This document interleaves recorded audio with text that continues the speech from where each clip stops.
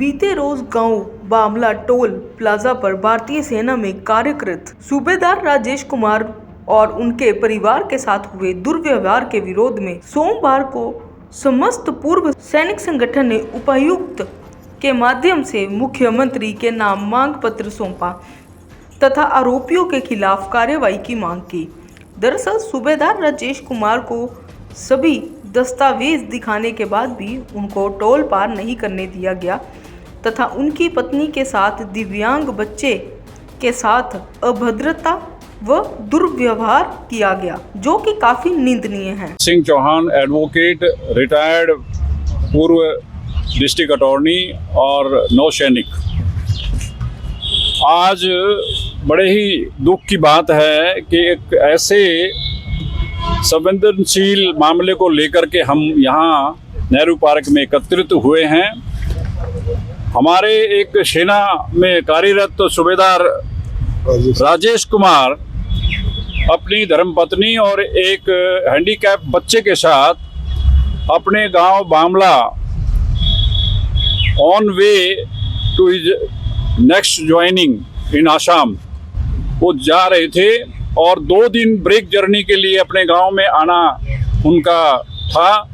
उनके भाई रोहतक से उनको गाड़ी में लेकर के आ रहे थे और टोल प्लाजा जो बामला के बिल्कुल समीप है, उस टोल प्लाजा के कर्मचारियों को जब उन्होंने अपना आई कार्ड दिखाया और बताया कि भी मैं अभी जम्मू एंड कश्मीर से आ रहा हूं और मेरी आसाम में अभी पोस्टिंग हुई है और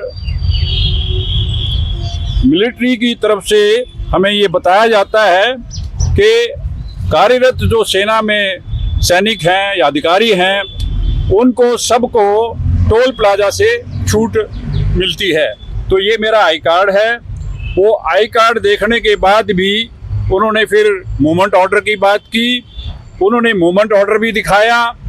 तो उसके बाद बोले हमारे मैनेजर साहब से बात करिए आप। और उसके बाद इनके भाई और ये दोनों मैनेजर का वहाँ पास में ही कोई कमरा था उसमें गए हैं और उनके साथ भी जब इन्होंने बात रखी तो उन्होंने ऐसी अभद्र भाषा का इस्तेमाल किया कि तुम 30,000 रुपये लेने वाले ऐसे 360 सैनिक हमारे आते हैं तो हमारा तो ये प्लाजा ही हमें बंद करना पड़ेगा, तो हम कोई कंसेशन नहीं देते। और जब वो देखा कि धीरे धीरे उनकी कैबिन में और 5-7 इकट्ठे हो गए उनके टोल प्लाजा वाले, तो इन्होंने देखा कि यहाँ तो कोई बात बनने वाली नहीं है और सुना ये जाता है कि उनके दरवाजे की चटनी भी बंद करने की कोशिश की गई। तो उससे इनको आभास हुआ कि भाई यहाँ ये कुछ न कुछ और गलत कर सकते हैं मेरे साथ। तो दोनों भाई बड़ी मुश्किल से वहाँ से निकल करके भागे, गाड़ी के पास आए। गाड़ी में भी जब ये पहुँचे तो और संख्या उनकी बढ़ गई और उनके साथ और अभद्र भाषा भी इस्तेमाल की गई, हाथापाई भी की गई और उनकी मिसेज जो भी छुटाने के लिए आई उनके साथ भी उनकी धक्का मुक्की हुई है। उसमें सुना ये है कि उनका मंगलसूत्र भी वहीं कहीं या तो गिर गया या कहीं छिन गया या जैसे भी हुआ है वो उनका मंगलसूत्र भी नहीं मिला। ये बहुत ही दुखद घटना है। आज आए दिन कभी पंजाब में आज किस तरह का प्रोटेस्ट किया जा रहा है बताएंगे। पंजाब में पुलिस के साथ बहुत अभद्र व्यवहार होता है। आए दिन ऐसी ही खबरें को मिल रही हैं। पुलिस का भी जो एक सहयोग उनको मिलना चाहिए था, उन्होंने पीसीआर बुलाई टोल प्लाजा के अधिकारियों ने। जय सर सभी लोग जय हिंद। टोल प्लाजा तो वो जो है बजाय दोनों पक्षों को सुन करके कोई एक्शन लेती, उन्होंने इनकी बात को अनसुना किया। जब इन्होंने 112 नंबर पर टोल प्लाजा में जो एक पीसीआर बुलाई, उस पीसीआर वालों ने इनकी बात को सुना और सुना जाता है कि उनकी रिपोर्ट लिखी है या एफआईआर लिखी है खरक चौकी में। इस तरह से पूरे भिवानी में क्या पूरे हरियाणा में ये मैसेज चला गया है कि सेना में सैनिकों के साथ ऐसा अभद्र व्यवहार, ऐसा अभद्र टिप्पणियां की जाती हैं। उसके रोष स्वरूप आज भिवानी के पूर्व सैनिक यहाँ नेहरू पार्क में एकत्रित हुए हैं ताकि अधिकारियों को और प्रशासन को ये अवगत करा सके कि ऐसा ये करके आप बहुत ही गलत कर रहे हैं। और हम ये मांग करते हैं कि ऐसे टोल प्लाजा के कर्मचारियों या पुलिस के जो वहाँ गई थी पीसीआर और उन्होंने इनके साथ कोई अच्छा व्यवहार नहीं किया, तो उनके खिलाफ भी एक उचित कानूनी कार्रवाई की जाए। मैं ऑनरेडी कैप्टन धर्मवीर शेखावत, दिनोद गांव है और कारगिल युद्ध गैलेंट्री अवार्डी हूँ। 30 तारीख को मेरा बेटा और ये भाई है मेरा बड़ा, ये रिवाड़ी खेड़ा बामड़े के पास आगे गांव पड़ता है, वहाँ से आ रहे थे 1 बजे 30 तारीख को। तो उसी दिन जो हमारा बेटा था उसने जाना था छुट्टी काट के, तो साथ में भाई भी थे और बच्चे थे, बीवी थी और ऐसे आ रहे थे। तो उन्होंने वहाँ पे रोका, उन्होंने बोला भाई आई कार्ड, तो उन्होंने आई कार्ड दिया। बोला मूवमेंट ऑर्डर दिखाओ, बोला मूवमेंट ऑर्डर नहीं, मैं तो छुट्टी काट के जा रहा हूँ, ये मेरा लीव सर्टिफिकेट है। तो ये चीज़ें दिखाई उन्होंने, बोला ये नहीं चलेगा। फिर वो पहले फर्स्ट में एक था, अंदर वो लेडीज को बिठा के रखते हैं, बाहर साइड में दाएं बाएं रहते हैं, आराम से खाते पीते रहते हैं। कोई दिन में भी बियर खोल के ऐसी वीडियो बना रखी है, खाते पीते लेडीज को बिठा के रखते हैं। वो बोलते हैं वो ना काम इतना बोलते हैं ऐसे, फिर तुरंत इकट्ठे हो जाते हैं। वो बोले अभी चलो, बोले ऊपर चलो, वहाँ पे जो कैबिन में हमारे मैनेजर के पास चलो। तो वहाँ पे न कोई कैमरा न और कुछ, वो एक एकांत में ऊपर लेके जाते हैं उसे कोठड़ी में, जहाँ पे जैसे भाई के साथ कार्रवाई। फिर जैसे ये हुआ तो उन्होंने फोन किया, बोला ऐसे ऐसे आगे ये हमारे साथ भाई ये हो रहा है।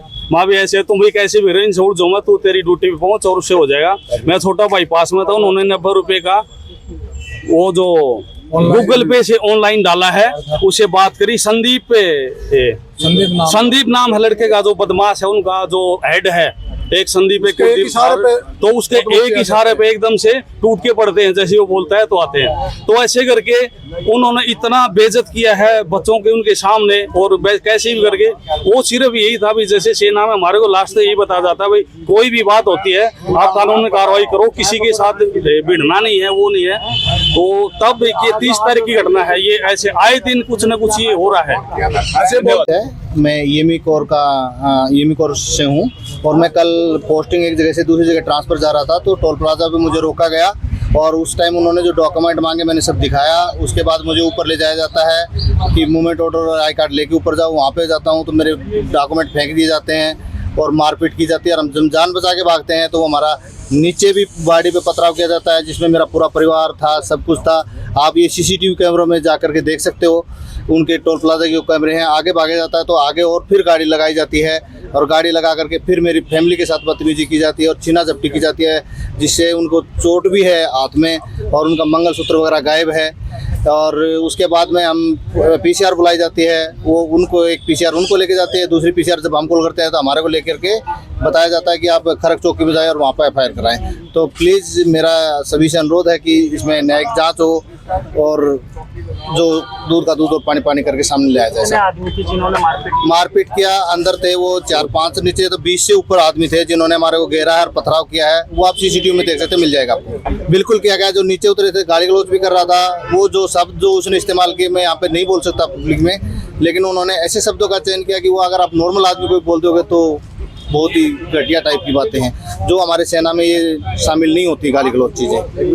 आक्रोश क्या है, वो तो जब मारा है सामने तो वो चीज तो बताया जाएगा। अगर फैमिली के साथ जब होगी और फैमिली साथ में होगी, जब बच्चों के सामने अगर मारपीट आपके साथ होती है तो फिर आप क्या वो भी